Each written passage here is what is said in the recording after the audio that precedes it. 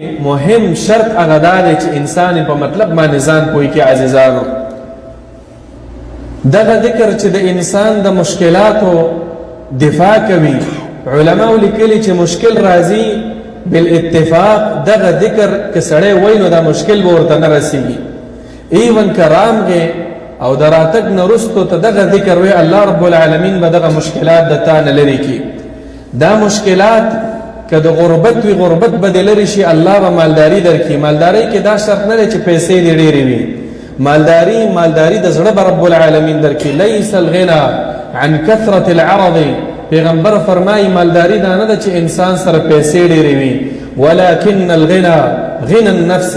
مالداري دا ده چې د انسان زړه مالدار وي، د چا مال پسې پسخیږي نه، د غلا سوچونه نه کوي، د غصب سوچ نه کوي، د چا مال نه لوټ کوي، چا سره دوکه نه کوي، دغه ته مالداري ویل کېږي.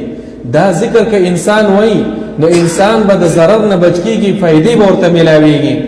انسان به د سستۍ نه بچ کېږي، توفیق د عباداتو به ورته میلاویږي. د کفر نه به الله بچ کوي، د توحید عقیده به ورته ورکوي.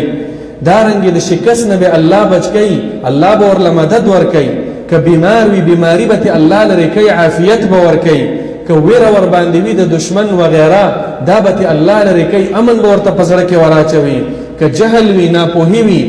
د الله به دا جهل لرې کوي، د جهل دا تاریکیانې تورتمونه تیارې به لرې کوي، د علم رڼا به رب العالمین ورکي.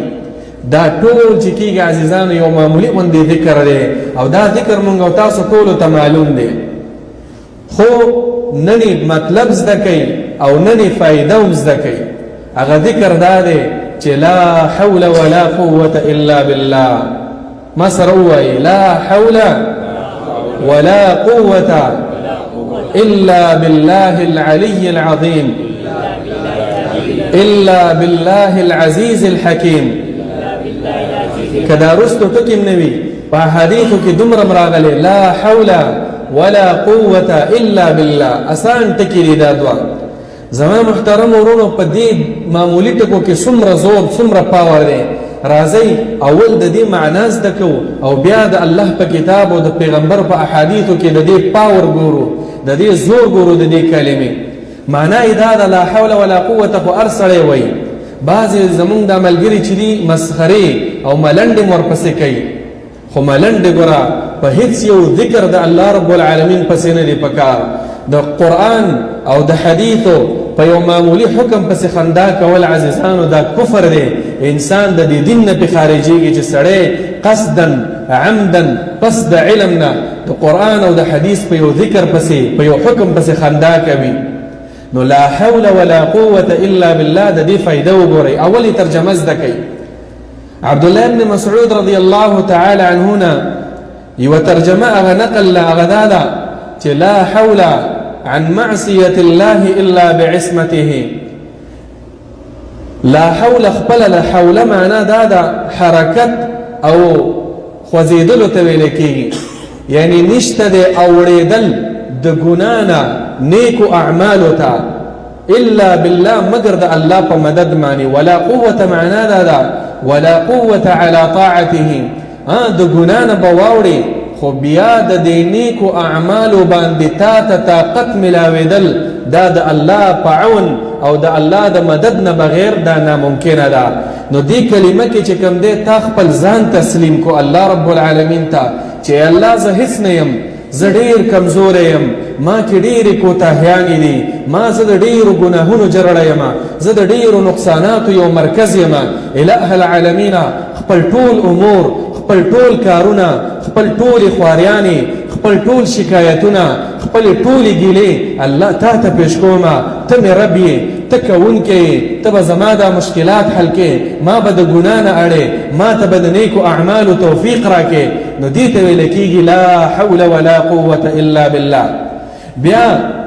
نور علماء دا معنا کړې ده چې ځان له دغې پورې خاص نه ده،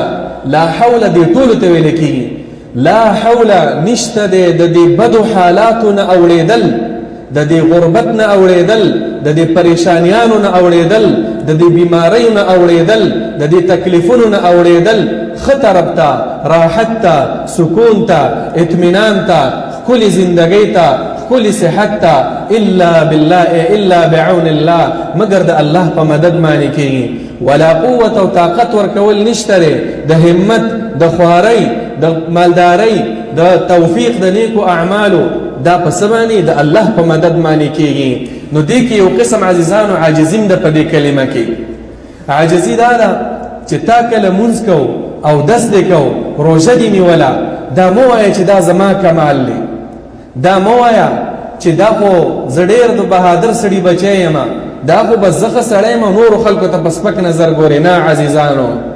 دې ټولو کې به ځان الله ته تسلیمې تواضع عاجزي انکساري خاکساري تذلل دا به په زړه کې راولې که تکبر دې په زړه کې راغې لاړې غرق او تباه شوې سلف صالحین به د دې نه ډېر زیات یېرېدل دې ته عجب ویلی کېږي ثلاث مهلکات پیغمبر فرمایي درې شیزونه دي چې انسان هلاکونکي شیزونه دي هغه یو پکې دا دی واعجاب المرء بنفسه چې یو سړی ځان ته سړي بچی وای نور ورته سړي زامن نه ښکاري یو سړی ځان ته نیک وای نور ورته ټول بد عمل ښکاري هیڅ کله نیک نشي جوړېدلی حسن بصري فرمایي حتی تمر بالطریق چې په لاره روانې یو بد عمله سړی تا ته ښکاره شي او ته ووایې چې هذا احسن مني دا به زما نه ښه وي دې ته تواضع دې ته عاجزي ویلی کېږي لا حول ولا قوة الا بالله معنا دا ده چې ځان دې الله رب العالمین ته تسلیم کو او زمون د شریعت مقصد هم دا دی چې ایاک نعبد و ایاک نستعین معنا دا ده ایاک نعبد خاص تا بندگی کو اے ربا و ایاک نستعین او خاص تا نه مدد غواړو اے ربا ایاک نستعین معنا دا ده چې ولا نستعین غیرک اے رب زمونگا سواستانا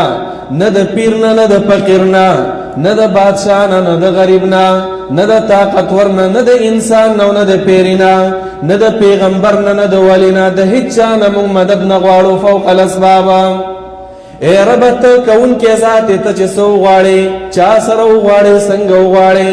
څومره غواړي صد پاره غواړي ته کولې شفاعل لما تريد ذاته نو ایاک نستعین معناهم دادا او لا حول ولا قوة الا بالله چې دی ویلا دغه عقیده د عملی کړلا نو لا حول ولا قوة الا بالله معنا دا شو لا حول نشتره اوریدل د ګنا نه نیکو اعمالو ته ولا قوة نشتره طاقت ملاویدل قوت ملاویدل توفیق ملاویدل د نیکو اعمالو الا بالله مگر پاوند الله تعالی په مدد الله تعالی باندې لا حول نشتره د پریشانیانو ناوړېدل سکون او راحت او نشتره طاقت ورکول د حالات الا بالله مگر د الله رب العالمین په مدد باندې نو دا صبر عظیمه کلمه ده